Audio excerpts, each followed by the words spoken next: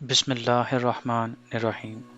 ناظرین، جان D rock فیلر کبھی دنیا کا امیر ترین آدمی تھا، دنیا کا پہلا ارب پتی۔ 25 سال کی عمر میں اس نے امریکہ کی سب سے بڑی آئل ریفائنریوں میں سے ایک کو کنٹرول کیا۔ 31 سال کی عمر میں وہ دنیا کا سب سے بڑا تیل صاف کرنے والا بن گیا، اور 35 سال کی عمر میں امریکہ کا 90% تیل صاف کرنے والا بن گیا۔ 50 سال کی عمر میں وہ ملک کا امیر ترین آدمی تھا، لیکن 53 سال کی عمر میں وہ بیمار ہو گیا۔ اس کا پورا جسم درد سے لرز گیا، سارے بال جھڑ گئے۔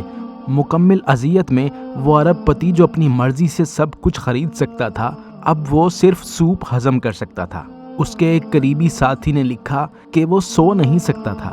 ایک ماہر ڈاکٹر نے پیش گوئی کی کہ وہ 1 سال کے اندر مر جائے گا۔ موت کے قریب پہنچا تو اسے احساس ہوا وہ شخص جو کاروباری دنیا کو کنٹرول کر رہا تھا مگر اپنی زندگی کو کنٹرول نہیں کر سکتا تھا۔ اسے یہ احساس بھی بے چین کرنے لگا کہ وہ اپنی دولت میں سے کچھ بھی اگلے جہاں لے کر جانے کے قابل نہیں ہے۔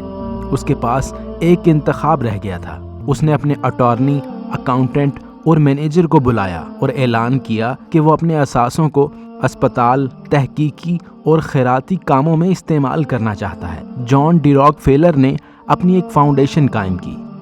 یہ نئی سمت تھی۔ اسی سمت کے نتیجے میں ملیریا، خناق اور تپدق کا علاج دریافت ہوا اور پینسلین دریافت ہوئی۔ جس لمحے اس نے اپنی کمائی کا ایک حصہ واپس دینا شروع کیا، اس کے جسم کی کیمسٹری چینج ہونا شروع ہو گئی۔ وہ بہتر سے بہتر ہوتا چلا گیا۔ ایک وقت جب ایسا لگتا تھا کہ وہ 53 سال کی عمر میں مر جائے گا، لیکن وہ شخص 98 سال کی عمر تک زندہ رہا۔ مال کی خیرات کرنے سے وہ تندرست ہو گیا۔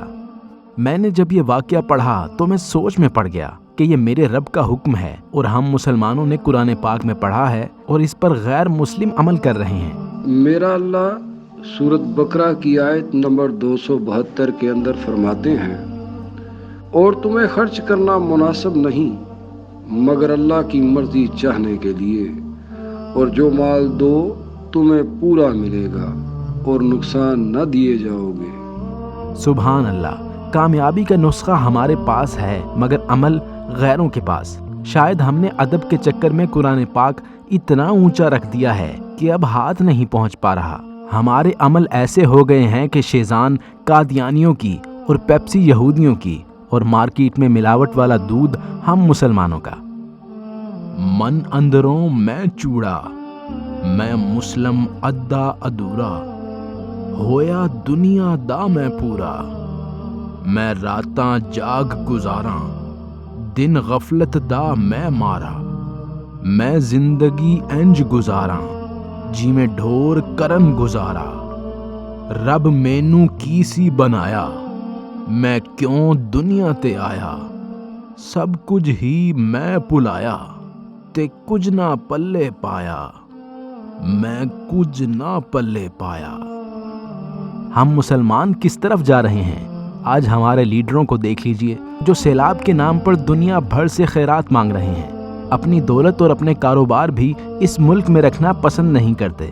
علامہ اقبال نے ایسے حکمرانوں کے بارے میں فرمایا تھا کہ فقیر کی بھوک اس کی جان کھاتی ہے، اور سلطان کی بھوک ملک کو ملت کو کھا جاتی ہے۔ آج آٹے کے لیے خوار ہوتی عوام اور پیسوں کے بھیڑیے ہمارے حکمران۔ ان کی ہوس کا عالم یہ ہے کہ دیکھیے گا یہ سیلاب کے نام پر حاصل کردہ امداد بھی خود ہی ہڑپ کر جائیں گے، کیونکہ ایک ولی نے فرمایا تھا، حرام مال کھانے والے شخص کے تمام اعضاء گناہ میں پڑ جاتے ہیں، وہ چاہے یا نہ چاہے۔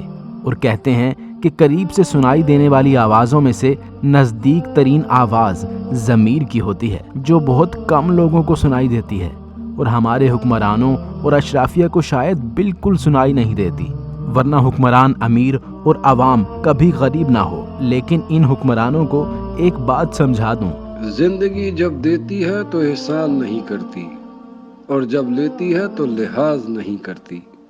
ڈرو اس وقت سے جب یہ لحاظ کرنا چھوڑ دے۔ یا اللہ ہمیں اور ہمارے حکمرانوں کو سیدھے راستے پر چلنے کی توفیق عطا فرما۔